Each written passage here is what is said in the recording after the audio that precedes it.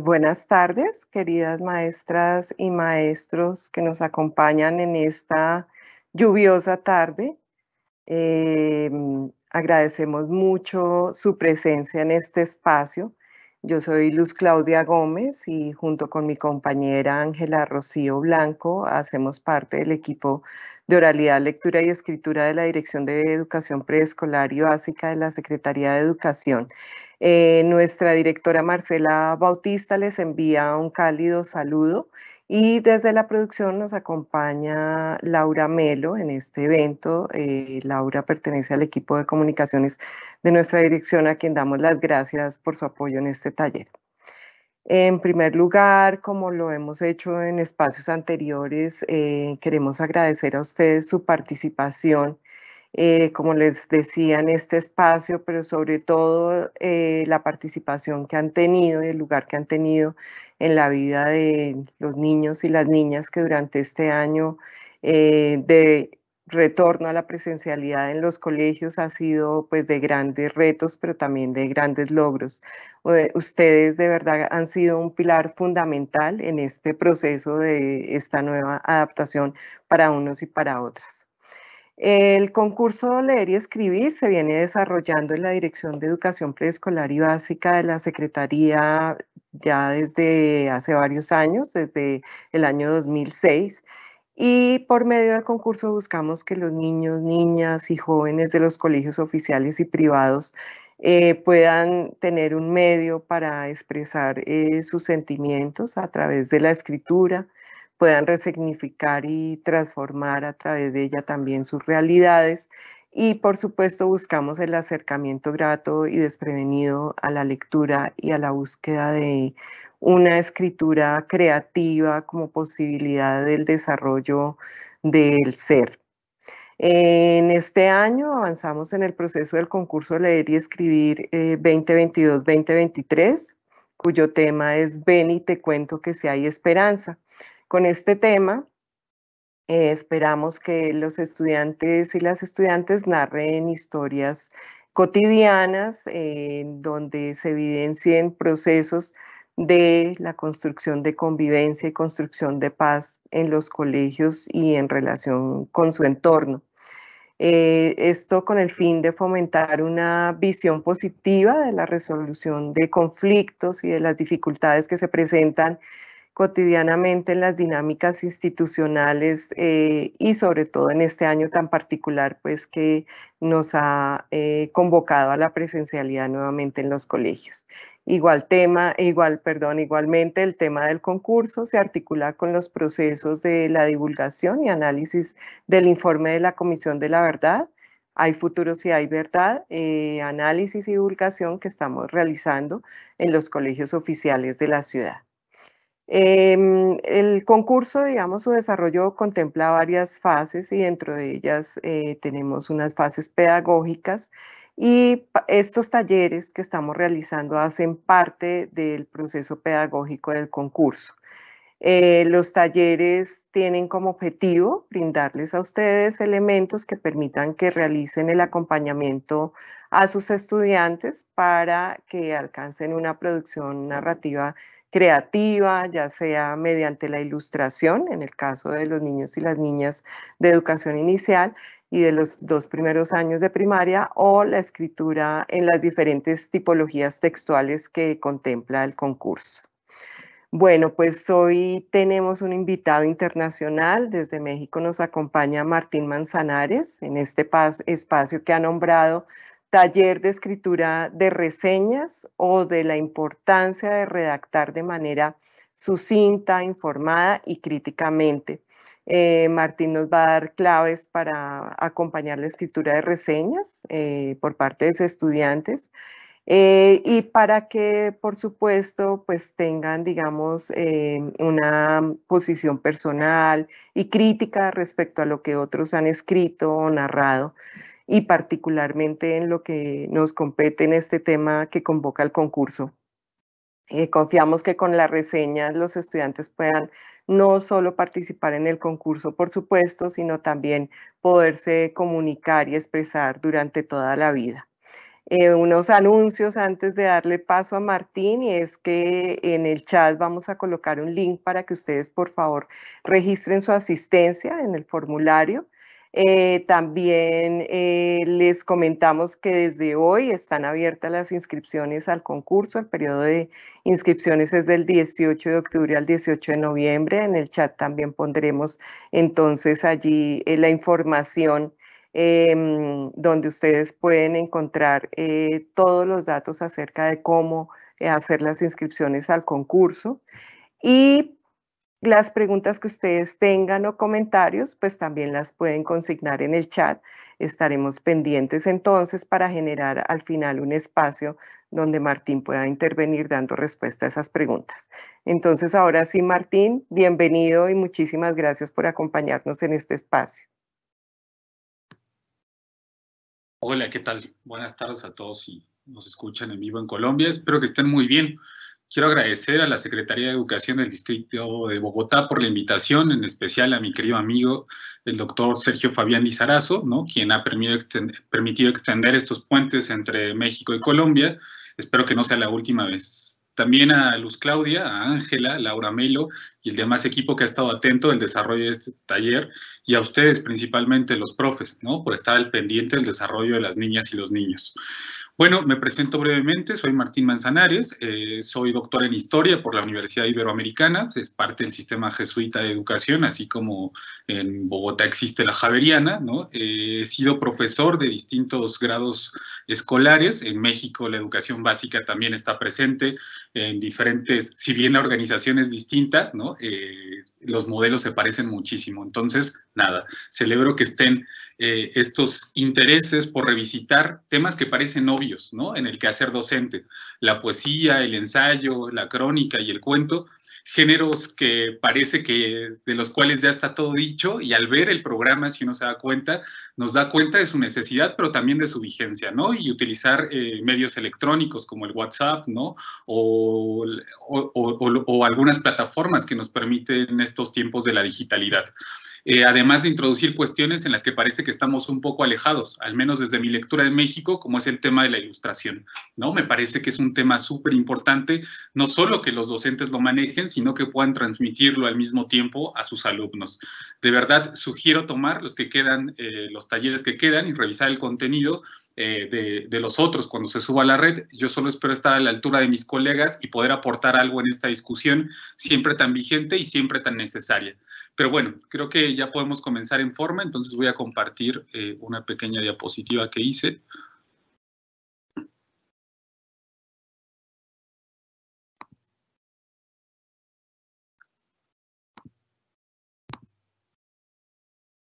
Bueno, ¿podrían decirme si se ve por el chat o por...? Sí, Martín, se ve perfectamente. Perfecto. Bien, bueno, mi intención era un poco empezar por estas cuestiones que parecen un tanto generales, ¿no? Me parece que la reseña es algo que nos acompaña cotidianamente, ¿no?, que podríamos definirla como un género narrativo en el que se resume y critica las principales ideas de una obra original, ¿no? Ahorita vamos a entrar en detalle en esto. Y por lo general es escrito por personas conocedoras o que se suponen conocedoras de algún tema en específico, y me parece que regresaremos a esto, ¿no?, cuando se trata del tema docente. En general, en literatura, cinematografía o ciencias sociales podrían estar presentes. Sin embargo, tenemos otros géneros como las ciencias exactas, la medicina, u otros que son más básicos como la gastronomía, ¿no?, algunas exposiciones. En este sentido, creo que podríamos avanzar. Además, me parece que uno de los objetivos claramente, si bien no es una definición que contemple y esté cerrada, ¿no?, que contemple todas las aristas posibles y que esté cerrada a una sola definición, creo que sí el objetivo es acercarnos al autor, ¿no?, y conocer un tema, y así como los puntos de vista que existen sobre ellos. Pero me parece que para entrar mejor, más que la definición, podríamos revisar algunos ejemplos. Por ejemplo, la reseña culinaria, ¿no? Acá me gustaría que notaran algunas cosas que yo iré subrayando, pero si quieren compartir por el chat qué es lo que notan y qué es lo que podrían decir a los demás compañeros, se agradecería mucho. Las voy a ir leyendo yo. ¿no? Un ejemplo de reseña gastronómica me parece que está presente acá y podríamos ir tomando ejemplos de dónde estamos extractando estas reseñas, ¿no? Si se dan cuenta, acá en México circula, no sé si en Colombia exista, pero es una revista que se llama Time Out. Evidentemente está patrocinada por por algunas marcas, ¿no? De ropa y que inmediatamente existen, tiene un puntaje y bueno, la leeré, ¿no? 4 estrellas de 5, ¿no? Birria Colorado, birria estilo Tijuana en la Cuauhtémoc. Birria Colorado es la nueva birrería en la Cuauhtémoc. Ahí sirven este platillo al estilo Tijuana con carne de res cocida con chiles y especias que resultan en un caldito reconfortante, aromático y de color rojo. El lugar estratégicamente acomodado a un lado del Salón Ríos es un local con un par de mesitas altas para comer parado. No hay en dónde sentarse, por lo que las comidas ahí no se extienden demasiado. Vas a lo que vas. Un caldito, un par de tacos, un tejuino o una michelada. De esas que van escarchadas con una salsa de chamoy, un postre y a lo que sigue. Nosotros fuimos de noche, terminando una extenuante jornada laboral. Entramos al lugar abierto y pedimos una quesabirria, un caldo y un tejuino con una bolita de helado de limón. La quesabirria venía con un relleno muy generoso de queso y carne suave, bien sazonada y con una cantidad también generosa de grasita que, para qué negarlo, hace más rica la birria. Mi favorito definitivamente fue el caldo. Venía bien sazonado, con algunos pedacitos de carne flotando por ahí y que con su jardín y unas gotitas de limón sabe a la perfección misma. Por supuesto, cuando vayas tienes que chopear tus tacos o tu quesabirria en el caldo. Nos agradeces después. Y para esos días en los que necesitamos apapacho, la opción es el birriamen, que se hace con el mismo caldito. Además, hay tacos suaves y dorados, otra delicia es el postre, unas gomitas que se sirven con una salsa de chamoy o una enflanada, un afortunado descubrimiento que consiste en una empanada de flan. Ovación de pie para la genial persona a la que se le ocurrió esta maravilla. Birria Colorado es el lugar ideal para comer una birria rica, a buen precio y a cualquier hora. El menú es breve, pero honestamente no se necesita más. A nosotros nos encanta, sobre todo que nuestra capital está llenándose cada vez más de opciones para comer este platillo que tanto nos gusta y que poco a poco va llegando a las esquinas más cool de la ciudad. Bueno, quise empezar con este ejemplo por varias razones, ¿no? La principal, como se darán cuenta, lo primero que identificamos acá es el lugar en el que está publicado, ¿no? Está ajeno del ámbito docente. Sin embargo, me parece que uno de los elementos que habría que tomar en cuenta es que para hacer reseñas hay que leer reseñas, ¿no? No se aprende de otra forma más que estudiando y viendo cuáles son los elementos que nos podrían aportar de estas que parecen las más comunes. A mí me parece que un elemento que hay que rescatar de este platillo que se hace en México, que es la birria, y no sé si algunos lo conocen, en realidad es un caldo con carne, ¿no? Que es como se darán cuenta a través de esta reseña, aporta los elementos, uno, para entender cuál es el plato, ¿no? Me parece que esto está presente, ¿no? Es decir, utiliza adjetivos y utiliza una narrativa que es prácticamente accesible para cualquier persona y también siguiendo la definición que hicimos y los objetivos de los mismos, me parece que sí se cumple con esto, ¿no? Es decir, ¿cuál sería el objetivo? Uno, presentarnos el lugar en el que se presenta y dos, el plato al que se convoca. Me parece que uno, después de leerlo, con esta narrativa tan amigable, sí hace que uno se quiera parar, al menos como mexicano, no sé si como colombiano, a probar este lugar, ¿no? Y además introduce otros elementos, ¿no? De qué está acompañado, cómo se conforma el lugar, ¿no? Me parece que todos estos elementos van a ir sirviendo para configurar una narrativa que está más bien vinculada con el tema educativo. Sin embargo, me parece que también podríamos ocupar esta herramienta pedagógica para acercarnos y para que los alumnos vayan desarrollando este talento, ¿no? O esta habilidad más bien, ¿no? Y como profesores también podríamos ir pensando en, no en publicar quizás, ¿no? Pero sí en cómo organizar a partir de experiencias cotidianas esta experiencia narrativa, ¿no? Y cómo organizarla. Bueno, no sé si hay algún comentario respecto a esto, además de las cosas que me parece que son un poco ajenas por la cultura, pero bueno, en México, como se darán cuenta, hasta el postre tiene chile. Entonces, bueno, avancemos un poco sobre esto. ¿No? Me parece que otro de los ejemplos a los cuales estamos acostumbrados también y de los cuales nos enfrentamos más cotidianamente es la reseña cinematográfica. Yo elegí esto, que tiene que ver con una publicación, pues más bien que tiene que ver con el acceso popular, ¿no? Y que los alumnos seguramente desde los muy pequeños hasta la adolescencia están involucrados con estas cuestiones. Otra vez, ¿no? Podemos ver cuál es la publicación a la que está acá, y me parece que a partir de la publicación también podríamos definir el público al que está dirigido, ¿no? Es decir, quién podría consumir el país, ¿no? Si bien es el país, me parece que es España, no es es España, no es Colombia, ¿no? Me parece que acá ya nos habla de otro tipo de usuarios, ¿no? Es decir, no es el niño, no es un comensal, como en la anterior, que podría estar, no sé, yo en la anterior visualizaba más bien a un oficinista o a algún profesionista que esté cerca. La colonia Cuauhtémoc, que en la Ciudad de México está en el centro, está ubicada en el centro de la ciudad y está rodeada por oficinas, ¿no? Entonces, más bien, visualicemos también, me parece que este ejercicio no solo en la trama narrativa, cuando uno va al lugar, tiene que estar presente, por ejemplo, en el caso de la gastronomía, el plato y el lugar, sino también quién podría ser ese posible comensal, ¿no? Y a partir de esto, ir visualizando escenarios a los cuales dirigirnos. Como se darán cuenta, ya tenemos, y que la reseña está configurada no solo por este objetivo de querer dar cuenta de manera resumida del tema o de la obra original que nos convoque, sino que además el público está presente y es muy importante, el cual podemos deducir a través de la publicación en la que estemos pensando, ¿no? Bueno, vuelvo al ejemplo de la reseña que está en el periódico La Cultura de España y el encabezado, ¿no? Spider-Man. Seguimos apoyando la economía familiar. Seguimos impulsando la educación de tus hijos. En el Edomex seguimos entregando los... Quiero quitar la publicidad que se empezó a escuchar y no sé si allá también.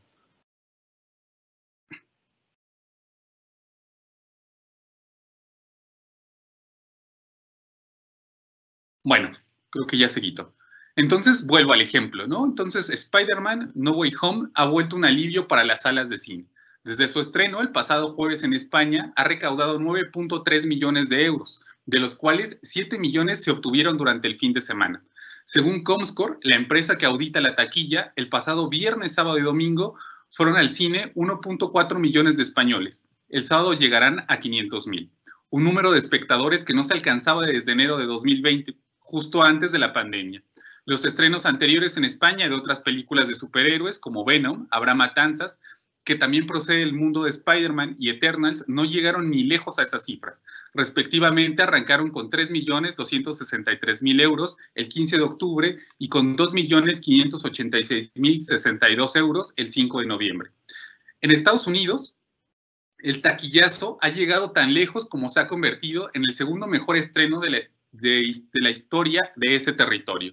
En el cine, la taquilla no va por países, sino por territorios, y en ese caso se agrupan Estados Unidos y Canadá con una recaudación de 230.5 millones de euros, 260 millones de dólares. Solo se ha quedado detrás de Vengadores Endgame en 2019, que recaudó en sus arranques 357.1 millones de dólares, y ha adelantado In Extremis Vengadores Infinity War en 2018, que logró 257.7 millones de dólares. En unas primeras estimaciones no lo lograba, hasta que el lunes por la mañana, en California, sumaron todas las sesiones de domingo noche. Spider-Man No Way Home ha sobrepasado cualquier pronóstico de los analistas, sumados los 60 mercados y las más de 38.900 pantallas en las que se estrenó el pasado fin de semana, ha recaudado 600.8 millones de dólares en 5 días. Es el tercer mejor estreno mundial de la historia. Detrás de las dos últimas entregas de Los Vengadores, y acumula más récords. En la sexta película de la historia en superar los 500 millones de dólares durante su debut en cines, la primera en la pandemia, y es el mejor fin de semana de estreno para Sony. Bueno, la dejaré hasta acá, es un poco más larga. Pero ¿qué es lo que podemos notar? Que no necesariamente todas las reseñas, o más bien, no todas las reseñas cumplen con este objetivo que habíamos anunciado primero, ¿no? Es decir, el de dar cuenta del contenido de la obra. ¿Qué es lo que vemos acá? Y me parece también, retomando algunos elementos que ya vimos, el punto no es informar acerca de lo que contiene esa película, sino de cuánto ha recaudado, ¿no? Y me parece que esto tiene que ver también, insisto, con el lugar en el que se publica. Es decir, si encontráramos esta misma reseña en un blog para gente que es cinéfila o para gente que está esperando los avances, no sé, de los cómics o esta subcultura que está presente en diferentes lugares del mundo, evidentemente no encontraríamos esto. ¿Por qué se entiende que la reseña o que porque además sí se anuncia como esto, ¿no?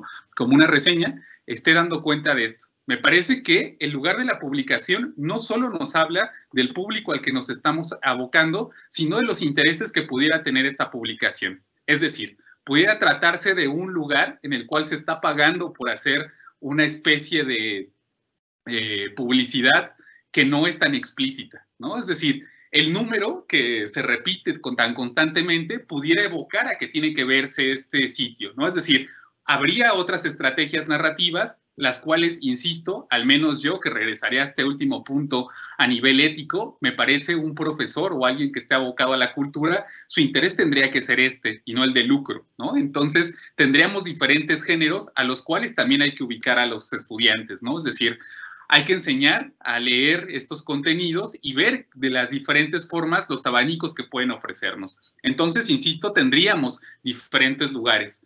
Otro elemento que aparece acá, me parece, y que no habíamos visto en el anterior, es quién publica la reseña, ¿no? Es decir, creo que otro de los elementos que habría que tener en cuenta, uno, es el lugar en el que se publica, dos, es el lugar, el público al que se está anunciando, tres, si es que tiene una relación de este tipo comercial con el lugar en el que se publica, y un cuarto elemento que evidentemente, además del contenido, tendría que ver es quién es el autor, ¿no? Me parece que una indagación primera sobre quién está escribiendo o cuáles podrían ser, regresaremos a esto más adelante en el tema de la redacción, pero ver cuáles son nuestros, me parece que otra implicación ética sería decir cuáles son nuestras implicaciones no solo institucionales, quizás políticas en algún momento, con el lugar en el que se publica.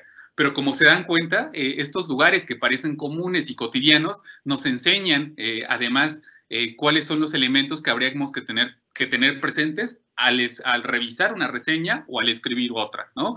Otro de los elementos que me parece que habría que rescatar dentro de la misma es el lugar en el que se escribe, ¿no? Es decir, como se dan cuenta, lo que se está dando también en algunos de los párrafos dando cuenta que se puede hacer, ¿no? Me parece ese lugar de enunciación, ¿no? Es decir, 2020, 20 de diciembre, perdón, de 2021, posterior a la pandemia, todos estos elementos hacen que una obra que ya se ha revisitado, aquí es una película que se estrena, pero pensemos, por ejemplo, en el caso de un clásico, ¿no? Es decir, Hamlet de Shakespeare, por ejemplo. ¿Por qué revisarlo en este momento? Me parece que la vigencia, el lugar en el que se está escribiendo es lo que dota de vigencia también a las reseñas. Entonces, ya tenemos varios elementos. Hasta acá no sé si hay alguna duda, si estoy siendo claro, ¿no? Si no, avanzaré un poco más todavía. Hasta ahora todo claro y no hay ninguna duda por ahora en el chat. Gracias, Martín. Ok. Bueno, entonces tendría, por ejemplo, algunas primeras advertencias, ¿no? Que hacer en derredor de esto que ya señalaba, ¿no? Me parece que un lugar que tiene que ver con este punto ético, que, insisto, competiría más a la docencia y a los que estamos involucrados en la educación y la cultura, tendría que ver con las mentiras, ¿no? Un poco me parece que en los dos lugares anteriores podríamos, con toda mala fe, está claro, ¿no?, pensar que son lugares pagados, ¿no? Es decir, que la birria no es tan buena como parece, ni que la película es tan buena como sucede. Entonces, insisto, hay que enseñar a través de ver el lugar de publicación y quién es el autor o quiénes son los patrocinadores, ver si esto podría interpretarse a lugares de mentiras, ¿no? La otra que me parece también está presente es la sobreinterpretación. ¿A qué me refiero con esto? A que el tema, el que se esté revisando, se sobreinterprete. ¿En qué sentido? En que nos hable de cosas que no están presentes, ¿no? Es decir, por ejemplo, pensemos en el tema de Spider-Man, ¿no? Es decir, nos está dando una lección, sí, podría extraerse una, ¿no? Pero pensemos que alguien, el autor, nos dijera que se está hablando a través de Spider-Man, ¿no? Y de esta lucha contra el mal, valores de la democracia. Bueno, ahí me parece que habría una sobreinterpretación de lo que se está sucediendo, ¿no? Y así, diferentes cuestiones. Me parece que en estos dos ejemplos que hemos revisado, también está presente y que nunca se va a evitar, pero sí tendremos que tenerlo como una alarma, el hecho de que estén prejuicios presentes, ¿no? ¿A qué me refiero con esto? Si bien cada opinión es un punto de vista subjetivo y habla del lugar en el que estamos inscritos, nuestra posición social, ¿no? Nuestras lecturas, nuestra educación, que van conformando este juicio, sí habría que evitar prejuicios del orden a los que yo llamaría más del orden moral, ¿no? Es decir, si está bien o no ver, por ejemplo, películas de acción, ¿no? Si está bien o mal el lugar que tome el protagonista en este sentido. También creo que de la mano de esto estaría de la mano los juicios malintencionados, ¿no? Es decir, pensemos que quien hace la reseña de las birrias, por ejemplo, está como peleada con el lugar del negocio, ¿no? Y que por tirarle mala onda, solo por eso, escribe una reseña en contra.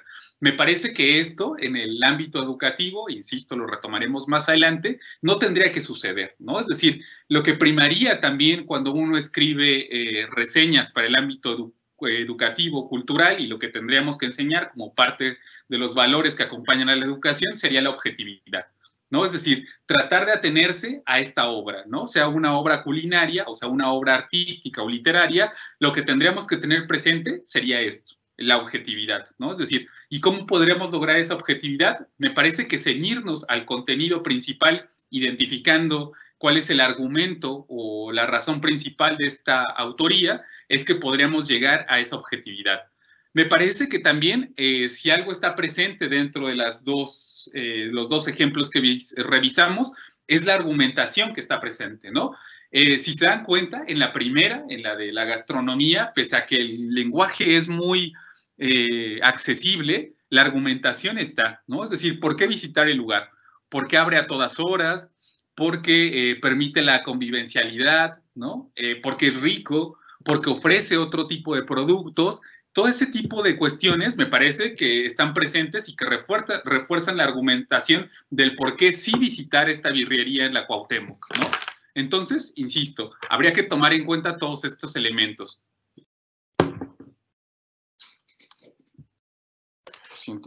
Perdón, ¿se ve? ¿Se pausó un poco acá? Sí, Martín, sí se ve. No sé, aparece una pregunta respecto a lo que estabas comentando. ¿Te parece si te la planteamos de una vez? Pilar Lemus plantea, ¿los datos cualitativos y cuantitativos hacen diferencia en las dos reseñas presentadas? ¿Eso incide en la relación autor-lector a través del texto en las reseñas? Sí, totalmente, ¿no? Me parece que incluso esta enumeración, pensemos en un niño de 7 años, al menos lo que está presente en Ciudad de México es que un niño de 7 años pueda contar, si bien nos va, hasta los miles, ¿no? Es decir, hasta los 4 dígitos. Entonces, si se dan cuenta, ya nos habla de, además, el niño está relacionado, en el caso de México, bueno, es que ustedes manejan otras cifras, eso sí sería como otro lugar. Me parece que el ámbito cultural ahí también se hace presente, pero en México tenemos la moneda devaluada desde los años 90 y no pensamos más allá de los 1,000 pesos. Para nosotros sería lo equivalente a, bueno, pensemos que 1,000,000 de pesos colombianos está en 6,000 pesos mexicanos. Entonces el ámbito cultural evidentemente está presente, ¿no? No sé, un niño europeo, por ejemplo, 3 euros, con 3 euros se compra una comida. Entonces me parece que sí, estos elementos que comparte la compañera sí están presentes cuando pensamos en el público al que está dirigido, ¿no?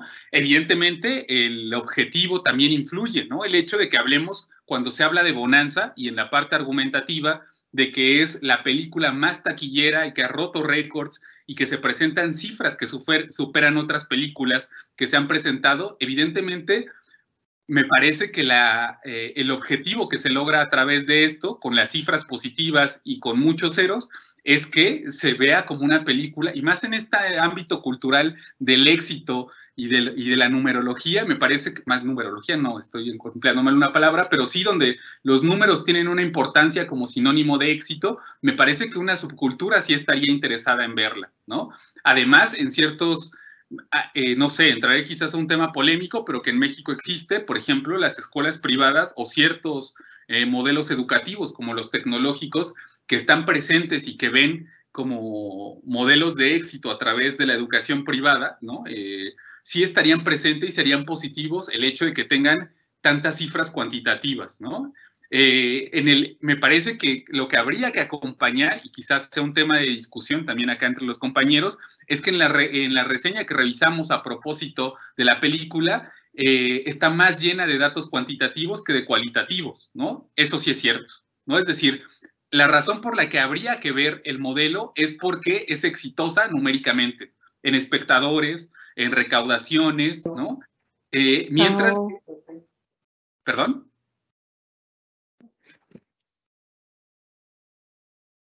Bueno, y vemos que los elementos cualitativos están un poco alejados, ¿no? Es decir, si los efectos especiales son buenos, si la actuación de los actores y actrices es buena o mala, esos sí están alejados. Me parece que uno podría acceder, dependiendo del nivel educativo de nuestros alumnos, a combinar estos elementos, ¿no? Es decir, pensemos en un libro que tiene un tiraje editorial que va en la 37 edición. Evidentemente nos habla de que para llegar a la 37 edición y que un tiraje mínimo de libros es de 1000 libros, nos hablaría de que es un libro, uno que está circulando, sí, pero además me parece que para equilibrar el texto tendríamos que decir por qué es bueno este texto. Es decir, no valdría solamente el hecho de que esté editado 37 veces y que se haya distribuido a lo largo de 182 países, por ejemplo. No sé si contesto un poco la pregunta.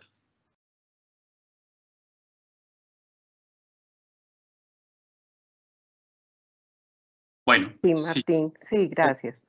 Bueno, entonces hasta acá solamente para recapitular, cuestiones que deberíamos de tomar en cuenta a través de estos dos ejemplos. ¿A quién está dirigida la reseña? ¿No? ¿Dónde se publica? ¿Quién es el autor?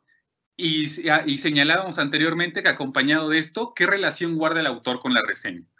Bien. Dicho esto, me parece que podríamos pasar a esto que ya hemos advertido, ¿no? Es decir, la reseña con fines educativos.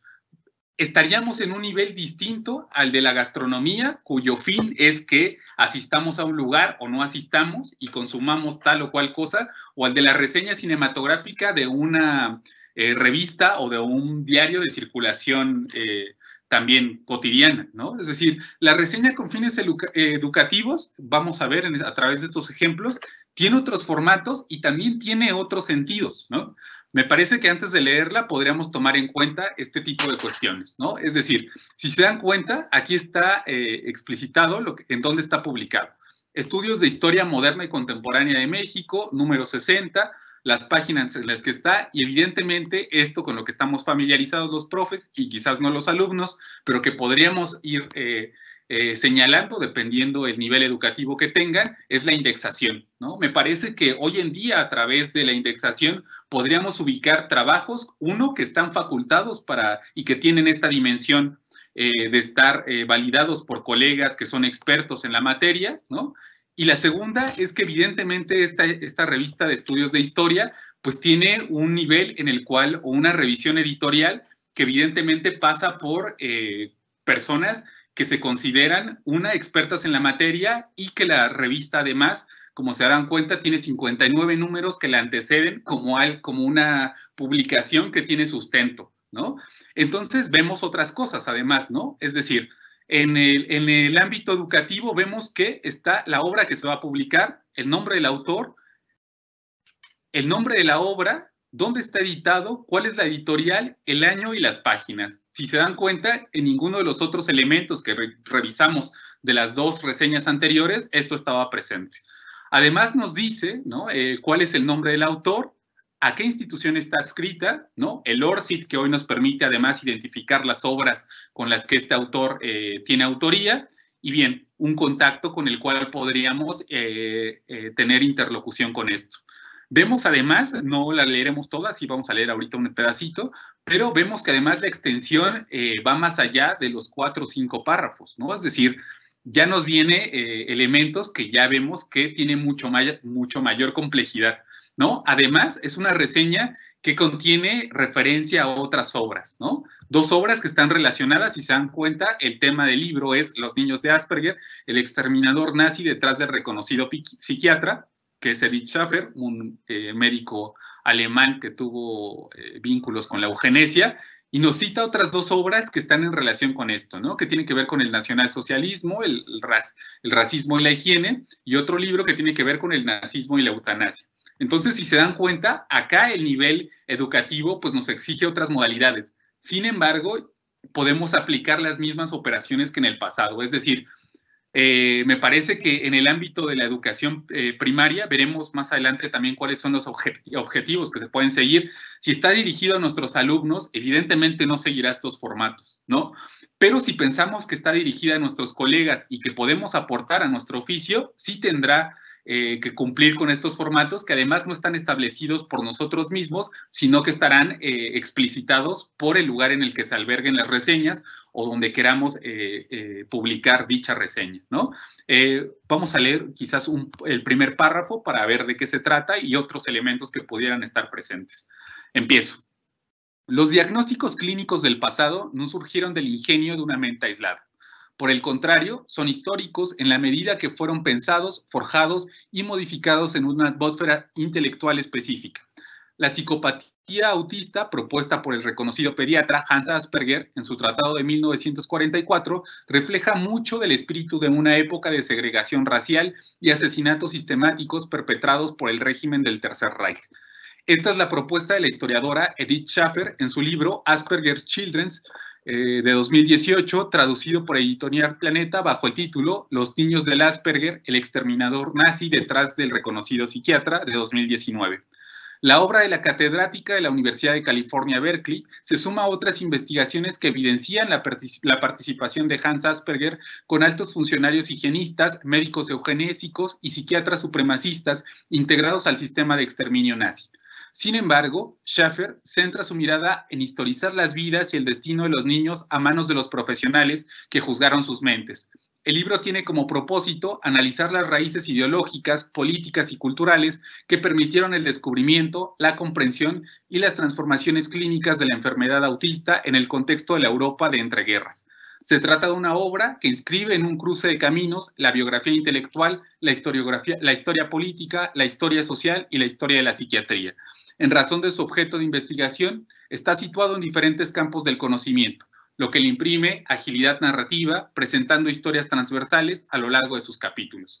Bueno, ¿qué elementos podríamos identificar acá? Uno es que sí nos habla de qué contiene la obra, ¿no? Es decir, en el centro de la obra, que se ha traducido al español, está presente la figura de Hans Asperger, ¿no? Es decir, sí cumple con esta modalidad. Nos está diciendo de qué va el libro.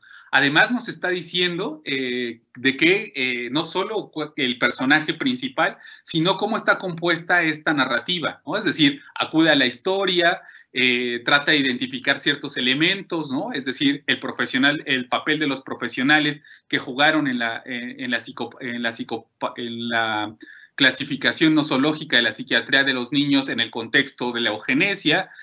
¿Qué otros elementos podrían estar presentes y que va a abonar? Me parece que esto es importante al analizar un libro, es cómo están configurados los capítulos de estos, ¿no? Es decir, tendríamos algunos elementos, insisto, que están presentes. Uno, ¿quién es el autor? ¿De qué va el contenido de la obra? Si se dan cuenta también, en el elemento de quién es el autor, nos dice a qué institución está ligada, ¿no? Dice por acá que está en la Universidad de... esto lo leí... tiene que ver con una universidad norteamericana, lo cual ya nos permite a California, Berkeley, ¿no? Y cuál es la argumentación con la que está compuesta. Entonces, estos elementos, como se dan cuenta, ya tienen que ver con una complejidad que sí va a haber, insisto, pero que tendría que vincularse con el público con el que estemos familiarizados. Bien, no sé si hasta acá haya otra pregunta u otro elemento que quisieran discutir, si no, para pasar al siguiente. ¿No? No, hasta ahora no hay preguntas, Martín. Gracias. Bueno, insisto, no solo los libros pueden ser objeto de la educación y del ámbito pedagógico, ¿no? Otros elementos me parece que podrían estar presentes, como es el caso de las novelas, ¿no?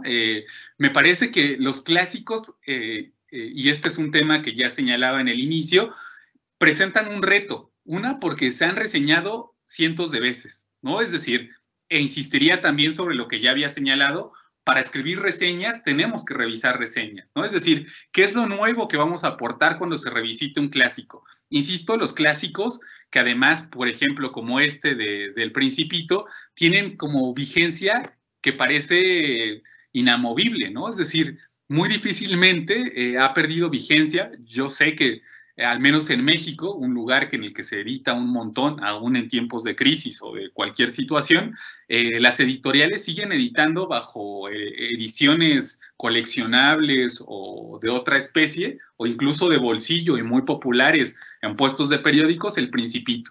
Entonces, ¿por qué reseñar un clásico? Me parece que este es un ejemplo bien interesante, ¿no? Porque uno tendría que destacar otros elementos. En este sentido, el revisar las otras reseñas nos serviría. Una de las preguntas sería, de contenidos que ya conocemos del Principito, es por qué, por ejemplo, revisar la obra en el contexto pospandémico, ¿no? O durante la pandemia, durante estos tiempos. ¿Qué lecciones nos podría dejar el leer El Principito? ¿No? Es decir, más allá, si se dan cuenta, estamos complejizando, no solo es el autor, ya sabemos quién es, ¿no? Es Antoine de Saint-Exupéry. Ya conocemos y me parece que al menos todos los profes que estamos acá hemos revisado El Principito. En México les cuento, por ejemplo, que incluso se ha traducido al náhuatl, que es la lengua originaria con mayor hablantes dentro del país, ¿no? Entonces, ¿por qué leerlo bajo estas condiciones? Me parece que estas novedades que presenta la propia obra editorial nos permitirían hablar de estas cuestiones, ¿no? Entonces, también insisto, sin perder de vista quién es el público y con qué objeto lo hacemos. Evidentemente, con la editorial, no sé, difícilmente un profe acá de México, de educación pública, tendría una relación con estas grandes editoriales. Quizás lo pueda tener con una edición que se publica en el Metro, ¿no? Insisto, pero también tendríamos que hacer explícito estas cuestiones, ¿no?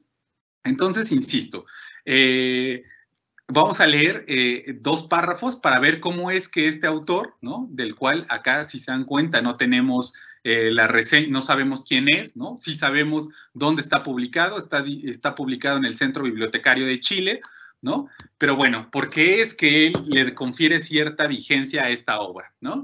Bueno, Antoine de Saint-Exupéry nació en 1900 en Francia y desapareció en el vuelo del 31 de julio de 1944, frente a las costas de Marsella.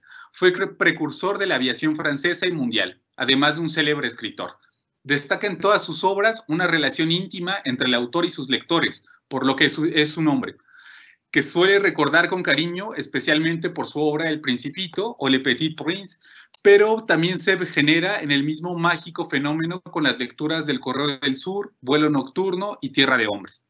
El Principito es hoy la más conocida de las obras de Antoine, aunque no lo fue en el momento de su publicación, pues se consideró literatura infantil y así sigue siendo hoy en día, un libro para niños y desde allí se lee y valora. Sin embargo, como las obras originales de los hermanos Grimm o Hans Christian Andersen, como Edgar Allan Poe, E.T.A. Hoffman u Horacio Quiroga, como los cuentos de Oscar Wilde o Catherine Mansfield, no son obras para niños, porque la literatura, la gran literatura, la literatura absoluta, no hace distinción entre niños, jóvenes, adultos o ancianos. Son obras escritas para el ser humano, que es siempre niño, joven, adulto y anciano a la vez. La profundidad filosófica, social y poética del Principito exige de nosotros humanidad. No por nada es el segundo libro más traducido después de la Biblia, y no será la única proximidad que tiene con los libros sagrados. Ya la dedicatoria nos debe servir como portal hacia el mundo literario que nos invita a encontrar el niño que fuimos, a este regreso simbólico, el paraíso perdido, es decir, un viaje para encontrar nuestro propio consuelo. Hasta acá la voy a dejar. Si se dan cuenta, pese a que no está situada, por ejemplo, en el contexto pospandémico, sí apela a otros elementos para leer la obra, ¿no? Es decir, este espíritu de los niños, el hecho, como ya se señalaban, si se dan cuenta, acá como señalaba la compañera anteriormente, no es que esté presente el ámbito cuantitativo y vemos que incluso hacer apelación a adjetivos cualitativos y compararlo con otras obras que tienen un conocimiento universal como lo es la Biblia, pero también equipararlo con autores de la pluma de Edgar Allan Poe u Oscar Wilde, hace que se invite al lector a leerlo, ¿no? Es decir, además logra, me parece, otra cosa que no está presente, por ejemplo, en la reseña que revisamos anteriormente, que es apelar a ciertos elementos como es el hecho de que tiene que ser, si se dan cuenta, insisto, no hay números, pero sí hay elementos cualitativos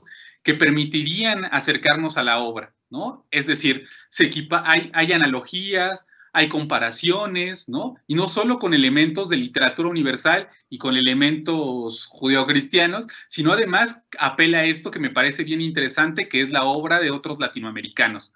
Y que, insisto, y se va develando un elemento de la reseña pedagógica o la reseña con fines educativos, es que invita a leer, ¿no? Me parece que acá tendríamos uno de los elementos que resultan cruciales dentro de la obra, a la hora que nosotros queremos hacer una reseña, y es que el público, en este caso nuestros educandos o nuestros pares, accedan a las obras, ¿no? Es decir, que se interesen por la lectura, ¿no? Que consuman libros. En ese sentido, me parece que las dos reseñas que revisamos está presente, ¿no? Quizás una más por cuestión de especialización, como es la historia de la psiquiatría o la historia social.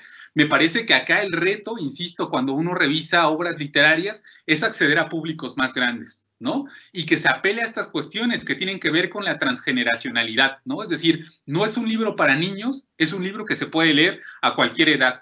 Evidentemente, no todos estos elementos se podrán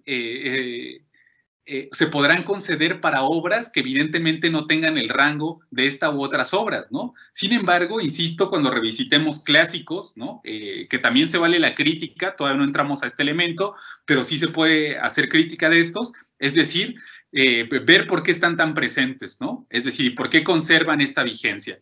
Entonces, bueno, si se dan cuenta, también el lenguaje es bastante ameno, no porque pertenezca a un ámbito bibliotecario o perteneciente al ambiente educativo, contrario a la reseña que sí vimos de Toño, de José Antonio Maya, es que la otra sí parece que está dedicada a un ámbito más especializado, ¿no? Y lo cual, insisto, podemos deducir a través del sitio que lo alberga. La anterior, una revista universitaria, un espacio bibliotecario público para el sistema en Chile.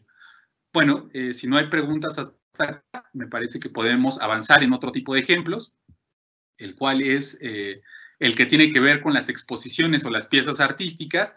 Me parece que este es otro espacio en el cual también se puede explorar, ustedes como profesores, el hecho de que no solo se revise literatura o libros de historia, ¿no? O cine, ya regresaré al tema del cine en el ámbito de la crítica, sino que también, si la invitación es a acceder y a tener una mayor cultura y ámbitos que tienen que ver con la educación de nuestros alumnos, las reseñas de sitios, ¿no? Que no tienen que ver con gastronomía, aunque sí pudieran ser, ¿no? El espacio de los teatros me parece que es algo que podríamos potenciar.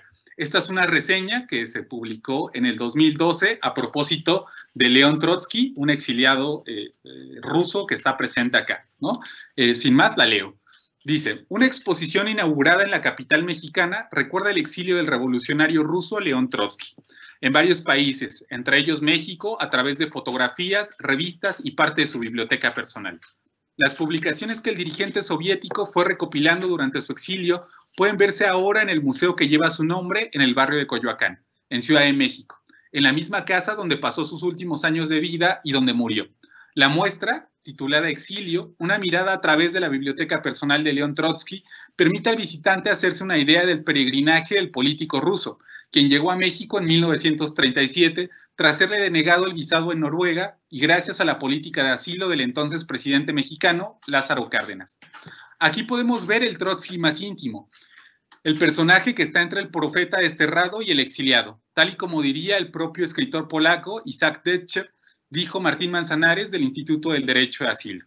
En esta exposición, que recoge obras que quedaron en el museo después de que la mayoría fueron enviadas de la Universidad de Harvard en Estados Unidos, se descubre, de acuerdo con el curador Jesús Salinas, los gustos personales del revolucionario, más allá de la política, como el arte, la literatura o la ciencia.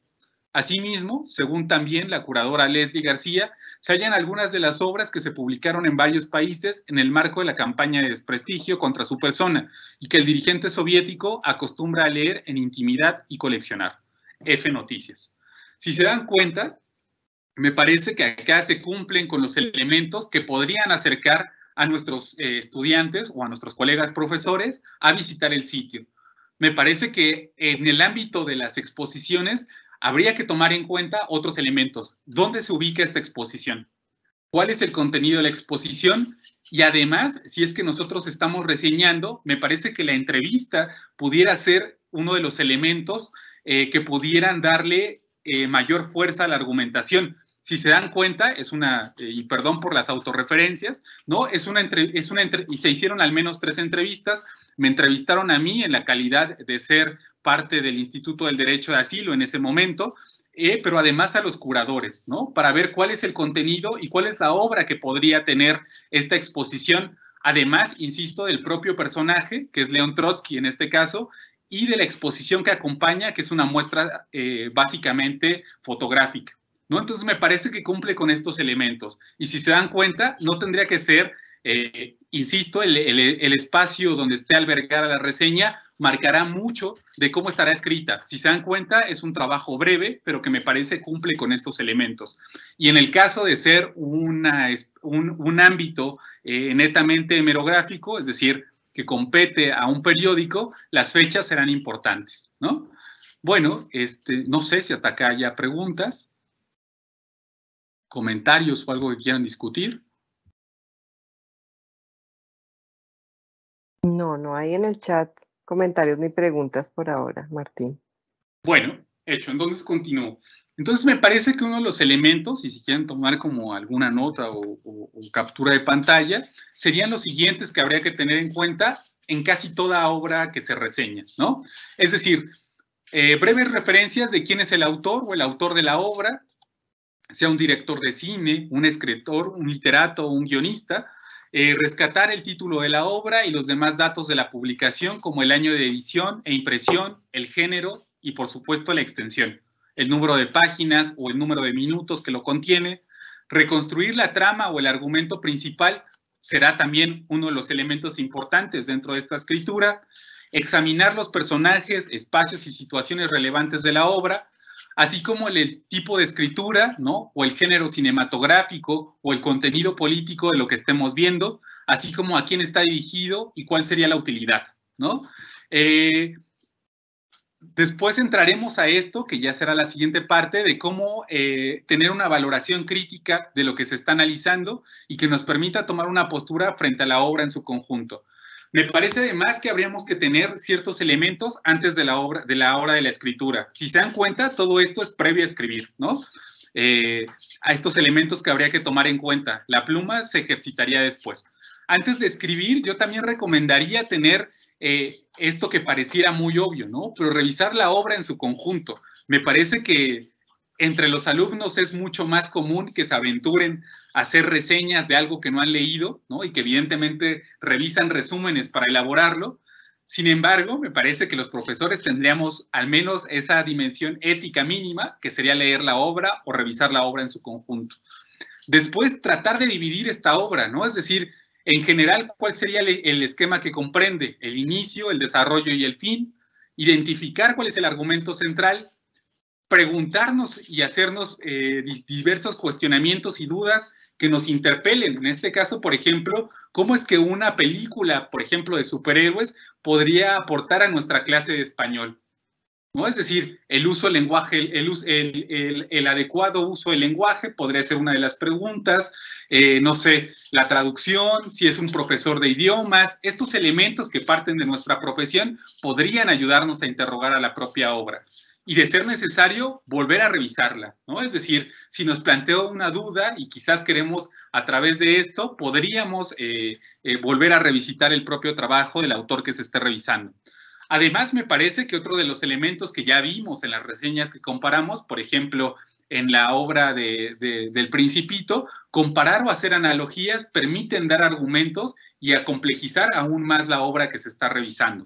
Además de elementos que son muy técnicos y que sí debe tener presente cuando nosotros escribimos como profesores o cuando le exijamos a los alumnos, identificar elementos que sí tendría que tener dentro de un papel, dentro de la escritura: autor, duración o extensión, editorial o producción, y en su caso, si es que tiene un financiamiento, ¿no? Bueno, no sé, ¿dudas hasta acá? Continúo. Entonces, la crítica. Me parece que uno de los elementos que pueden dar mayor autenticidad a los trabajos es este, ¿no? Pero que requiere también de un compromiso mucho más, no sé, en el cual tendríamos que afinar mucho más, ¿no? O sea, la RAE define a la crítica como este conjunto de opiniones o juicios que responden a un análisis y que pueden resultar en positivos o negativos. Sin embargo, no todas las críticas son buenas, insisto, ¿no? Es decir, habría críticas que estarían, y esto no se puede evitar por cuestiones que tienen que ver con el ámbito subjetivos propios de la misma persona, pero que sí podemos evitar como son los juicios morales, ¿no? Me parece que esto es una primera advertencia que podríamos tener en cuenta. Si está bien o mal, ¿no? Si es como, si va en contra de... Habría que tener como un primer examen de nuestra propia persona, ¿no? Es decir, si lo que queremos transmitir va a fortalecer nuestra posición en algún momento o de verdad lo estamos haciendo por un compromiso con la cultura y con la educación. Me parece que esta podría ser una primera pregunta al tratar de transmitir una crítica, ¿no? Después vendría este elemento que pongo acá que dice, una buena crítica debe estar basada en hechos concretos, objetivos y contrastados, y debe estar sujeto y debe evitar estar sujeta a la emoción o impresión de quien la lleva a cabo. Es decir, también cuando nosotros escribamos, somos personas y estamos mediados por acontecimientos, ¿no? Evidentemente, si surge, no sé, un despido o surge una mala noticia que tiene que ver con el ámbito doméstico o profesional, esto no tendría que interferir en la hora de redactar la reseña, ¿no? Creo que estos elementos nos podrían ayudar a configurar estas cuestiones. Yo les traía dos ejemplos, en este caso solo voy a revisar el de cine, ¿no? Que está elaborado por un filósofo esloveno que se llama Slavoj Žižek y que quizás ustedes que conozcan, ¿no? En el cual quisiera ver como algunos elementos de la crítica en las que están presentes. Se publicó se tradujo para este portal que se llama Rebelión y está traducida o sea, pese a que es un blog de cine, ¿no? Y de cultura política de izquierda, tiene algunos elementos que están ahí, ¿no? Está dónde está publicado, cuál es la fuente, cuál es el año de la traducción, quién es el autor y de dónde se hizo la traducción. Si se dan cuenta, estos elementos están presentes, ¿no? Perdón. Continúo. Dice, bueno, atención, el siguiente artículo contiene detalles de la trilogía de Batman que pueden arruinar la sorpresa a quienes no la hayan visto ya. Esto ya es parte de la traducción que se hace de Slavoj Žižek. The Dark Knight Rises confirma una vez más la forma en que los éxitos de taquilla de Hollywood son indicadores precisos de las problemáticas ideológicas de nuestras sociedades. He aquí, de modo resumido, su argumento. 8 años después de los acontecimientos de The Dark Knight, la entrega anterior de la saga de Batman, la ley y el orden prevalecen en Ciudad Gótica, en virtud de las facultades extraordinarias conferidas por la ley Dent. El comisario Gordon casi ha erradicado la violencia y el crimen organizado. Sin embargo, él se siente culpable porque los crímenes de Harvey Dent se han descubierto. Dent cayó muerto cuando trató de matar al hijo de Gordon, antes de que Batman lo salvara, y Batman aceptó la culpa de la caída para dar forma al mito de Dent, por lo que consiguió que él mismo fuera demonizado como el villano de Ciudad Gótica, y planea no admitir la conspiración en un acto público de celebración a Dent, pero decide que la ciudad no está preparada para escuchar la verdad. Bruce Wayne, quien ya no está más activo como Batman, vive aislado en su propiedad, mientras que su compañía se está desmoronando después de que invirtió en un proyecto de energía limpia diseñado para aprovechar la energía de fusión, pero que fue apagado después de que se descubriera que el núcleo podría ser modificado para convertirse en un arma nuclear. La bella Tate Miranda, miembro de la junta directiva de Wayne Enterprise, intenta animar a Wayne para volver a la sociedad y continuar con su trabajo filantrópico. Aquí entra el primer villano de la película, Bane, líder terrorista que fue el miembro de la Liga de las Sombras y consigue una copia del discurso de Gordon, después de que las maquinaciones financieras de Bane lleven a la empresa de Wayne cerca de la bancarrota. Este último confía en Miranda para controlar su empresa y se envuelven en una relación amorosa con ella. Cuestión en la que ella compite con Selina Kyle, una gata ladrona que roba a los ricos con el fin de redistribuir la riqueza, pero que finalmente se reúne con Wayne y las fuerzas de la ley y el orden. Al saber de la motivación de Bane, Wayne vuelve a ser Batman y lo enfrenta, mientras Bane asegura haberse hecho cargo de la Liga de las Sombras después de la muerte de Ra's al Ghul. Después de lesionar a Batman en un combate cuerpo a cuerpo, Bane lo detiene en una prisión de la que prácticamente es imposible escapar. Sus compañeros de prisión le cuentan a Wayne la historia de la única persona que alguna vez logró fugarse con éxito, un pequeño movido por la necesidad y la fuerza de la voluntad. Al mismo tiempo en que es encarcelado Wayne, se recuperan sus heridas y vuelve a entrenarse como a sí mismo para ser Batman. Bane tiene éxito en la transformación de Ciudad Gótica en una aislada ciudad-estado. Primero atrae a la mayoría de la policía gótica a las alcantarillas y los deja atrapados allí. Luego pone en marcha explosiones que destruyen la mayoría de los puentes que conectan la ciudad con el continente, anunciando que cualquier intento de salir de la ciudad se traduciría en la detonación del núcleo de fusión de Wayne, del cual es apoderado, convirtiéndolo en una bomba. En este punto llegamos al momento crucial de la película. El asalto de Bane es acompañado de una gran ofensiva político-ideológica. Bane revela públicamente el engaño de la muerte de Dent y libera a los prisioneros encerrados bajo la ley Dent, condenando a los ricos y poderosos. Él compromete a restaurar el poder del pueblo y emplaza a la gente común a que se supone de su ciudad nuevamente. Bane se revela como el último ocupa de Wall Street, llamando al 99% junto con él y a derrocar a la sociedad. Lo que sigue es la idea de la película del poder popular, ejemplos de los juicios sumarios y las ejecuciones de los ricos, calles llenas de crimen y maldad, un par de meses más tarde. Mientras que Ciudad Gótica sigue sufriendo el terror popular. Wayne escapa exitosamente de la cárcel, regresa a la ciudad como Batman, enlista a sus amigos para poder ayudar a liberarla y detener la bomba de fusión antes de que ella explote. Batman se enfrenta y somete a Bane, pero interviene a Miranda y lo apuñala. La benefactora social se revela como Talia al Ghul, la hija de Ra's. Fue ella quien se escapó de prisión cuando pequeña y Bane fue la única persona que le ayudó a su escape. Después de anunciar su plan para completar el trabajo de su padre, destruyendo Gótica, Talia se escapa. En el caos que viene a continuación, Gordon acaba con la capacidad de la bomba para ser detonada a distancia, mientras que Selina mata a Bane, lo que deja a Batman libre para perseguir a Talia. Él trata de obligarla a llevar la bomba en la cámara de fusión, donde puede ser estabilizada, pero ella inunda la cámara. Talia muere cuando su camión se estrella fuera del camino, confiando en que la bomba no puede ser detenida. Bueno, continúa, ¿no? Me parece que otros elementos que pueden tener, si se dan cuenta, estos primeros 3 párrafos cumpliría con lo que hemos visto.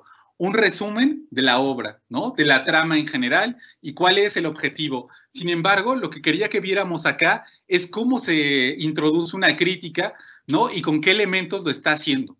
Podríamos revisar ¿no? Y dice Zizek, y en efecto, desde esta perspectiva solo hay un paso atrás de Dickens, a Cristo en Calvario. Porque él quiere salvar a su vida, la perderá, y cualquiera que perdiese su vida por mi causa la hallará. ¿De qué le servirá el hombre ganar el mundo eterno si pierde su alma? Mateo 16, 25, 26. El sacrificio de Batman como la repetición de la muerte de Cristo. ¿No es esta idea comprometida por la última escena de la película de Wayne con Selena en el Café de Florencia? ¿No es el equivalente religioso de ese final? Más bien la idea blasfema, bien conocida de que Cristo en realidad sobrevivió a su crucifixión y vivió una larga y pacífica vida en la India o incluso en el Tíbet, según sus fuentes. La única manera de redimir esta escena final habría sido leerla como un sueño, alucinación de Alfred, que se siente solo en una cafetería de Florencia. La característica más dickensiana de la película es una denuncia despolitizada de la brecha entre los ricos y los pobres. Al principio del film, Selina susurra a Wayne mientras están bailando en una exclusiva gala de clase alta. Se aproxima una tormenta, señor Wayne, y es el mejor que usted y sus amigos cierren las escotillas, porque cuando lleguen ustedes van a preguntarse cómo es que pensaron que podían vivir tan a la grande y dejan tan poco al resto de nosotros. Nolan, como todo buen liberal, está preocupado por la disparidad y él admite que esta preocupación penetra la película. Si se dan cuenta, a través de este pequeño párrafo está inscrita la dimensión de la crítica. ¿Cómo? Partiendo de la obra por un lado, pero introduciendo elementos que tienen que ver con el autor, es decir, con el director de la obra, ¿no? Y cuál es su posición política. Es decir, si se dan cuenta, lo que está haciendo Zizek, que está trabajando desde la izquierda, por eso insisto en que la reseña y leer reseñas también conlleva una serie de operaciones, es identificar quién es el autor. Es un crítico político de izquierda que está confrontando a un autor, en este caso el director, y al contenido de la obra. Es decir, no está mintiendo. Me parece que está siendo bastante explícito en las operaciones que lleva a cabo y la dimensión entonces que él va a articular. Y si se dan cuenta, además apela a ciertos recursos de los cuales ya hemos visto, como el cuestionamiento y las analogías, para dar profundidad a los argumentos. Entonces, si se dan cuenta, la crítica no tiene por qué estar fuera de la obra. Es decir, sí podríamos presentar nuestra posición política siempre y cuando sea explícita y tenga lugar dentro de lo que se está reseñando. No sé si estoy siendo claro hasta acá, pero me parece que este ejemplo, que ustedes al final les comparto la liga de la presentación, si es que quieren ver las demás reseñas, podrían profundizar y me parece que lo que está dando lugar, la reseña, y aquí es donde está la forma no solo de escribir crítica, sucintamente, sino también de introducir la crítica, ¿no? Es decir, si se tratara de una obra pedagógica, es decir, de una forma en la que nos están diciendo cómo enseñarle a nuestros alumnos, esta crítica tendría que partir, 1, del texto que estamos revisando, 2, del autor, y 3, enunciando nuestro lugar dentro de esta obra. No sé si están, si me siguen hasta acá, si hay alguna duda o pregunta, pero es más o menos lo que quisiera introducir cuando estoy hablando de la introducción de la crítica. Martín, si hay una pregunta de Pilar Lemus, se plantea, ¿la reseña implica entonces hacer una invitación a comer, a ir a cine, a leer, a conocer? ¿La reseña puede asumirse como una disposición pedagógica? Agregaríamos además lo que has planteado sobre la crítica, ¿no? Esto lo planteó Pilar antes de que ampliaras ese tema.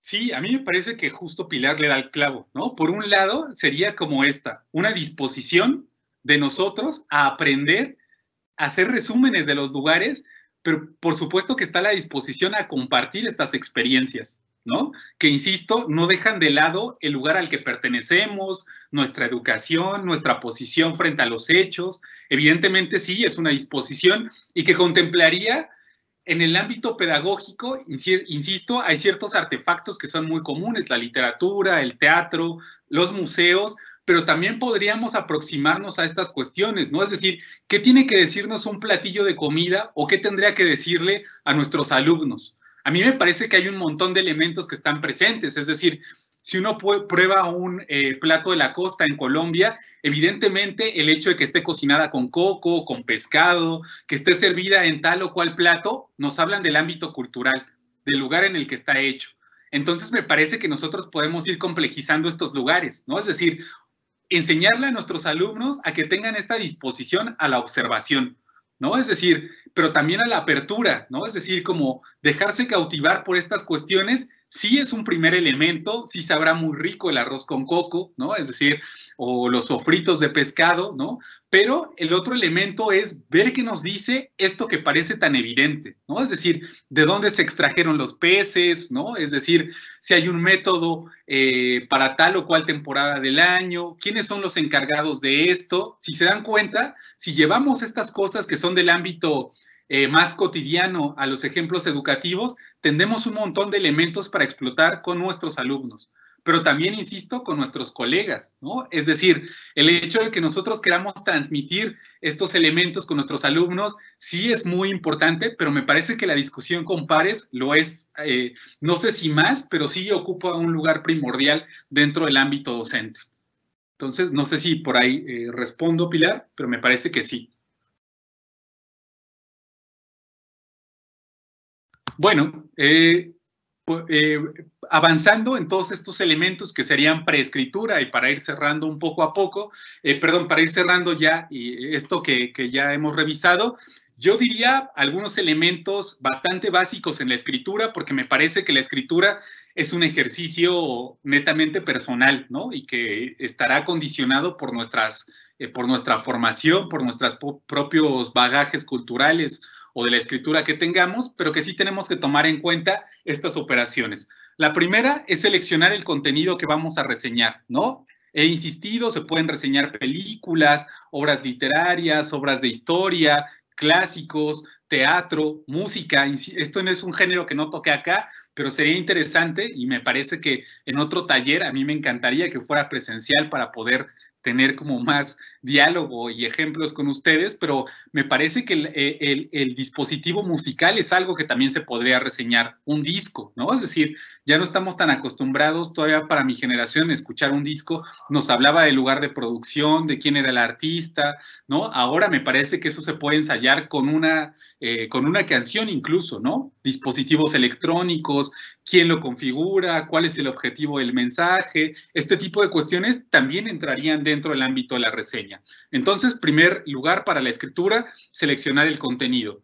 Esto que ya hemos revisado, ¿cuáles son los datos claves de esa selección que hicimos? Título, autor, año de publicación, género literario, musical, la corriente artística a la que está escrita, todos estos elementos que nos permitan identificar a la obra y su originalidad, ¿no? Después hemos insistido también en que se debe investigar al autor, ¿no? Es decir, si se puede acceder a ámbitos de su vida, a sus obras anteriores, los principales temas dentro de sus obras, así como su estilo y sus influencias. Esto va a variar también entre obra y obra. Esto me parece que también daría pauta a conocer en qué momento de la vida del autor se está haciendo explícita a esta obra que hemos accedido, ¿no? Es decir, me parece que entre El Principito y las obras anteriores de este autor hay mucha diferencia, pero también hay continuidades, ¿no? Acá el reto es tratar de explicitarlas y tratar de, si es que así se requiere para los propósitos de nuestra reseña, identificarlos, ¿no? A mí me parece que un borrador también es importante elaborar, es decir, no pensar a la reseña como un elemento que se escribe de un plumazo, ¿no? Sino como algo que conlleva un proceso, es decir, algo que nos permitirá, uno, a través del lugar en el que queramos publicar, ver cuáles son las exigencias que nos dicen, ¿no? Es decir, la extensión que tenga que llevar, a quién estará dirigido, hacer un borrador con estos primeros elementos. Me parece que contemplar esto que ya hemos visto, el argumento principal, quién es el autor, cuál es el formato, el argumento central, los personajes, son elementos que permitirán pensar un primer borrador al cual ya podemos introducir algunas preguntas, ¿no? No sé, pensemos en cualquier obra, ¿qué nos aporta en nuestro ámbito docente? ¿Qué le aportará a nuestros alumnos en su construcción como ciudadanos? ¿Qué aportará a nuestra comunidad? Son algunas preguntas universales que podríamos aplicar a casi cualquier obra, pero hay otras preguntas específicas que competirán a nuestro papel, por ejemplo, como profesor. Es decir, ¿cómo ayuda esto a entender mis clases de español o a mis clases de idioma? O cómo ver una película ayuda a tener cierta disposición para entender matemáticas. Estas preguntas y estos cuestionamientos ya estarán presentes dentro de un primer borrador, a la cual yo sugiero, por experiencia propia y autorreferencial, dejar reposar, ¿no? Es decir, tener un primer borrador que cumpla con estos elementos formales será importante para identificarlos en una segunda lectura, pero también una segunda lectura nos permitirá ver esto que apunto acá, que es ver qué es lo más significativo dentro de esta reseña. Acá también podríamos introducir la lectura de otras reseñas, si es que ya se han escrito sobre la obra que estamos revisando, y ver si estamos aportando verdaderamente a esto, ¿no? Y si no, ver cuáles son los elementos que harían de nuestra reseña algo original y no algo repetitivo. Y finalmente, me parece que con esta última revisión podríamos introducir no solo nuevas ideas, sino que además podríamos profundizar en nuestras opiniones o críticas que hay sobre la obra, ¿no? Y con esto, finalmente, aterrizar las conclusiones, ¿no? Es decir, si estos objetivos de la reseña que nos planteamos cumplen o no los objetivos que estamos planteando al interior de la escritura, ¿no? Insisto, y además tendríamos que tener en cuenta estos tres elementos. El público, no será lo mismo dirigirnos a nuestros alumnos que a nuestros pares, y a nuestros pares, como yo en este ejercicio, podrían ser no solo colombianos, ¿no? Sino que podrían ser de otros países. Incluso hay, ustedes lo saben muy bien, elementos que nos permiten distanciarnos culturalmente o acercarnos entre región y región, ¿no? No es lo mismo, pienso yo, y no es por prejuicio, sino que me parece que hay una cultura mucho más rica entre los pueblos indígenas, ¿no? O entre los pueblos de la costa caribe o de las costas, con los elementos del centro, ¿no? Y que requerirán además de ciertas cuestiones como son las barreras idiomáticas. Entonces me parece que pensar en los públicos al escribir nuestras reseñas siempre será algo importante. Insisto también, el lugar de publicación y sobre todo la síntesis, ¿no? Es decir, me parece que la síntesis, que es esto que podemos ejercitar previo a la escritura, es algo que estará presente. Bien, si no hay preguntas o dudas o comentarios, pasaría a este último punto que me parece no está de más, ¿no? La divulgación y la ética. Me parece que hacer reseñas en el presente nos obliga a revisar también elementos que están vinculados con las nuevas tecnologías y que para nada están separados de estos formatos tradicionales como lo son las revistas académicas o las revistas o los diarios o las revistas que tienen un carácter más convencional, pero que exigen ciertos formatos, ¿no? Me parece que es importante que revisemos, y yo les traía acá un ejemplo de cómo es que se da cuenta de trabajos que apelan a los materiales audiovisuales y que tienen igual o mayor compromiso de seriedad con los tratamientos que hemos visto, ¿no? Es decir, una revisión de quién es el autor, de cuándo se publicaron las obras, a quiénes estaban dirigidos y que compila más elementos. Les pondré solo 3 minutos de este trabajo, que me parece, ustedes lo pueden revisar también en el canal Encuentro en Argentina, y el cual resume ciertas ideas y ciertos elementos. Si me dicen por ahí si se escucha y se ve, lo agradecería bastante.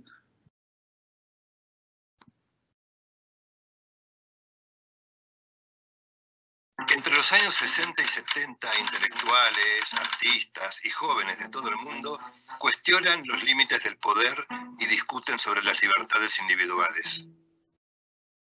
En este clima de cambio cultural, un pensador revoluciona los estudios sobre la sociedad. Obsesionado por los modelos de disciplinamiento, instala una nueva terminología para describir escenarios conocidos. Analiza el funcionamiento de los manicomios, las cárceles, los hospitales y los asilos de ancianos. Estructuras que lo llevan a redefinir los sistemas de poder instaurados y aceptados socialmente. Es así como en medio de la hoguera revolucionaria de los años 60 y 70, el filósofo francés Michel Foucault se convierte en el pensador más célebre del mundo. Modelo del intelectual versátil y polifacético, sus ideas inesperadas incomodan a la derecha y a la izquierda. A partir de Foucault es imposible mirar el mundo de la misma manera.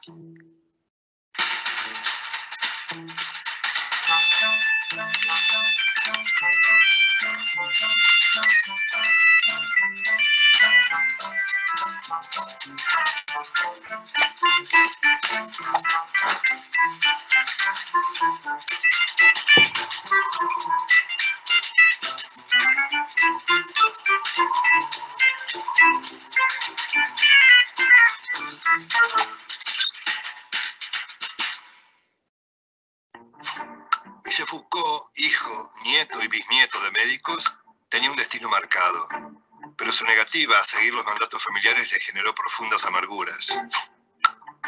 A una edad muy temprana descubrió su homosexualidad y también su profunda empatía por los seres que se mueven en los márgenes de la sociedad. Digno exponente de la modernidad, su objetivo fue iluminar las zonas de sombra de la sociedad y al mismo tiempo celebrar con alegría lo que llamó la fiesta del pensamiento. Sus estudios del sistema de poder parten del análisis de las cárceles. Foucault toma ese modelo de disciplinamiento social y lo amplía de manera inquietante a todo el espectro de los estudios sociales. Entre sus múltiples intereses, Foucault pone énfasis en la relación entre el poder y el saber. A partir del tópico saber es poder, se pregunta ¿cómo actúa el saber para articular el poder? Un grupo de poder establece qué es la verdad, pero no existe una verdad absoluta. Entonces, ¿qué significa saber?, se pregunta. El saber es lo que un grupo de gente comparte y que decide qué es la verdad. La verdad define lo correcto y lo incorrecto, la bondad y la maldad, lo normal y lo patológico. A través de esta verdad, el poder disciplinario controla la voluntad y el pensamiento en un proceso que él llama de normalización. Normalizar implica numerar y controlar a los individuos para que cumplan su rol dentro del cuerpo social. ¿Y cómo se normaliza a un cuerpo social? Por medio del lenguaje. Estas reflexiones están incluidas en Arqueología del Saber, donde afirma que aunque nos parezcan naturales o evidentes, los saberes o discursos son fruto de determinadas condiciones. Bueno, hasta acá la voy a dejar. Pero si se dan cuenta, ¿qué elementos están todos los elementos presentes que hemos visto, ¿no? Es decir, ¿quién es el autor? ¿No? ¿Cuál es el contenido de la obra? Si se dan cuenta aquí, Arqueología del Saber, que es el libro, hay elementos audiovisuales que evidentemente nos permiten intuir que es una obra que está editada en siglo XXI, ¿no? México, las fotografías ayudan muchísimo, y más en estos tiempos. No sé cuál sea su experiencia con alumnos durante la pandemia, pero me parece que los contenidos audiovisuales pues son mucho más demandados por los alumnos, ¿no? A veces uno, por la brecha generacional, no se siente tan cómodo con ellos, pero obligan. Además, está albergado en un canal de YouTube, lo cual hace que trabajos como estos que están hechos en Argentina o en América Latina permitan revisarse en lugares tan ajenos como Ciudad de México y Bogotá al mismo tiempo. Entonces, me parece que sí, hay un elemento que sí tendríamos que considerar y que es obligatorio para nosotros, que es el ver estas producciones audiovisuales, ¿no? Estas producciones que se albergan en la red y que combinan varios elementos de los talleres que aquí se han dado, ¿no? Es decir, ilustración, podríamos profundizar en otros como la animación digital, pero si se dan cuenta tampoco son tan complicados, ¿no? Es decir, me parece que la ilustración está ahí, es decir, es una cuestión que está vista con, o que está producida con elementos que no resultarían tan caros y que podrían permitir acceder a públicos más grandes, ¿no? Insisto, alumnos de las mismas edades que sean hispanoparlantes, ¿no? Y que puedan verse en diferentes lugares. Pero bueno, insisto, yo dejaré la presentación por si quieren revisarlo. Si se dan cuenta, en todos los elementos, y más en este, un elemento que permitiría acá, y dejaría como algunas problemáticas que tienen que ver con la ética, es que siempre tendríamos que dar crédito y no abusar de las cosas que ya están hechas, ¿no? Es decir, dar crédito a aquellos que permitieron o que hicieron reseñas previas o contenidos previos, o al autor mismo de quien estemos hablando, pero además también pensar en que estamos leyendo reseñas. Insistiría en esta idea de que para escribir reseñas revisemos reseñas, y también dar crédito a quienes han hecho problematizaciones en las cuales nosotros pretendemos profundizar, ¿no? Es decir, este crédito entre colegas o este crédito a quienes construyen conocimiento me parece algo vital y que no está por demás enunciar, ¿no? Me parece que otro de los elementos, y esto que señalaba la compañera, es que esta disposición tiene que estar enfocada, me parece, más allá del lucro, con el compromiso con una película, con una institución o con un restaurante, tendría que ser nuestro horizonte el de la construcción de conocimientos y, por supuesto, de nuevas comunidades, ¿no? Comunidades que estén más informadas, que sean más críticas y que construyan ciudadanía y, por tanto, mejores condiciones de vida para nuestras poblaciones, ¿no? Por otro lado, me parece que también deberíamos de hacer énfasis en que la reseña, si se dan cuenta, pese a que la escritura es un proceso solitario y no necesariamente pues puede haber autoría de 2 o más personas, ¿no? Es algo que intuye o que construye equipo, ¿no? Es decir, estas comunidades entre profesores, alumnos, profesores, ¿no? Profesores editores, profesores editoriales, son comunidades que se están tejiendo y que no debemos perder de vista, ¿no? Y por último, quizás en la que me parece que es donde habría un mayor compromiso y donde se reforzarían estos dilemas éticos, es en el hecho en que nosotros, cuando reseñamos o compartimos reseñas, estamos siendo multiplicadores de información, ¿no? Y por lo tanto, consumidores, incitamos a consumir ciertos productos culturales que tienen tal o cual responsabilidad, ¿no? Me parece que antes de publicarlo o de hacer una reseña, sí habría que valorar estos elementos y estas dimensiones que evidentemente tienen que ver con la divulgación y la ética. No sé, yo la dejaría hasta acá, no sé si hay comentarios, preguntas, espero que haya sido de utilidad. Martín, clarísima tu exposición, de verdad, muy concreta, completa, reitero, clara a través de los ejemplos y los elementos que que compartiste a través de este espacio. Hay un comentario, una pregunta de un participante que creo que en parte has respondido, y cuando hiciste énfasis en también poder llegar a los y a las niñas a través de, por ejemplo, lo digital o virtual, se plantea, dicen, agradecería recomendaciones para escritores novatos, como lo son la mayoría de nuestros estudiantes. Los ejemplos han sido muy significativos desde la mirada de escritores con mayor experiencia. Entonces, si de pronto puedes brindar algunos de esos elementos que plantea nuestro asistente al evento. Sí, yo insistiría en estos elementos básicos de identificación, pero también en el borrador, ¿no? Es decir, me parece que, insisto en esta cuestión de trabajar en equipo, me parece que darle a leer nuestros borradores a otros colegas o incluso a nuestros alumnos, es decir, no subestimar también el potencial que tienen estos, ¿no? Es decir, le entienden, les llama la atención, ¿no? Es decir, ¿qué elementos habría que mejorar? Me parece que es eso, ¿no? El conocimiento se construye en equipo, ¿no? Es decir, no hay conocimiento en soliloquio ni en cuestiones así. Y también aprender a aceptar las críticas cuando nosotros publiquemos, ¿no? Es decir, aceptemos y leamos estas cuestiones. Yo insisto en que las reseñas, como casi cualquier otro género narrativo, se construye a través de la revisión de otros materiales que tienen el mismo formato, ¿no? Es decir, me parece que insistiría, y esta sería como también mi conclusión, reseñar se aprende revisando las reseñas de otros, ¿no? Entonces es eso, y ensayando.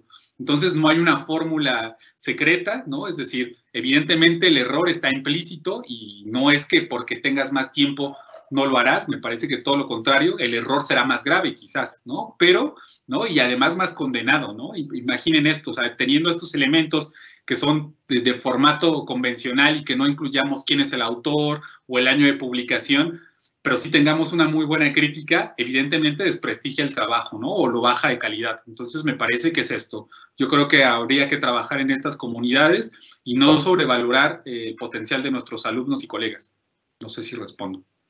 Claro que sí, muy claro, Martín. Sí, resaltar, como lo hiciste durante todo el espacio, lo ético, ¿no? Lo que implica entonces enseñar a leer los contenidos, a identificar el público al que está dirigida la reseña, lo que tú planteas incluso de la relación comercial con el sitio que se publica, quién es el autor, el lugar, el tiempo de la enunciación, el asunto de la sobreinterpretación, la presencia de los prejuicios, lo que tú planteaste en términos de la objetividad, o sea, unirse al contenido de un texto o de un elemento que se va a reseñar a través de la argumentación, básicamente.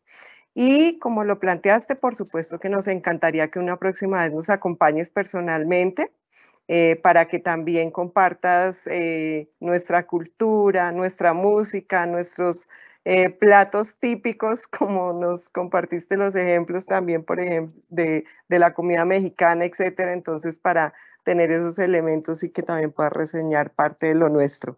Muchísimas gracias, Martín. Creo que ha sido un espacio de verdad muy interesante, muy nutritivo para nuestros maestros y maestras que nos acompañaron, y mil gracias de verdad a todos los que participaron en este espacio, que de verdad ha sido de una gran riqueza en términos de nuestro concurso Leer y Escribir.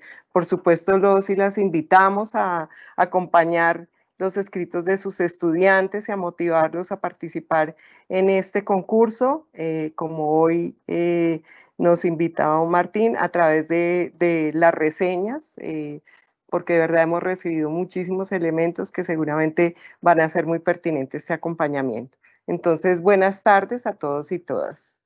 Gracias.